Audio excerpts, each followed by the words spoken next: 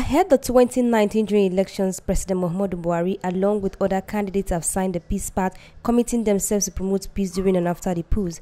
However, the opposition candidate Atiku Abubakar of the People's Democratic Party had boycotted the ceremony, saying he did not receive the invitation to take part at the signing of the peace accord for presidential candidates. Amid fear that the 2019 general elections could be marred by violence, the Peace Pact, conveyed by eminent Nigerians and former military head of state Abdulsalami Abubakar in an interview on Arise Nigeria, said the Peace Pact specifically mandates candidates to publicly speak against religious and electoral violence in the 2019 general elections. Of gentlemen, headed by late Kofi Annan, may his soul rest in peace, decided to assist during the 2015 general election. This is really what gave birth to the Peace Committee. The essence of the Peace Committee is to sanitize our political field, to ensure that politicians play the game to the rules and there is no politics of violence, to ensure during their campaigning they campaign on issues, not on personality.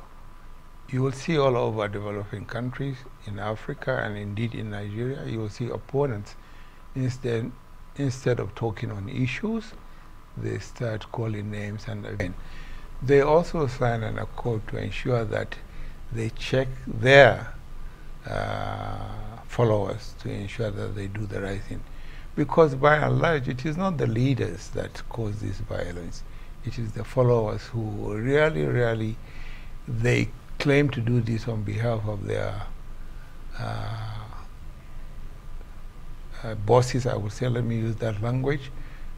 But invariably, you will find that the contestants really do not know what is happening.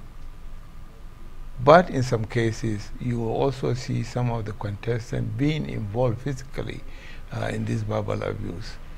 But thank goodness we are coming out of it.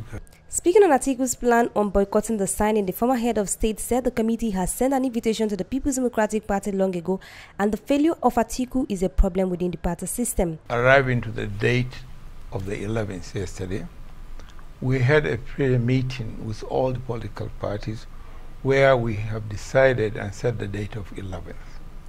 We now followed it up with a letter which was sent to the PDP headquarters and all other political party offices, and we had acknowledgement from the PDP that they have received that letter, indeed with their stamp, and I think the problem is within their system.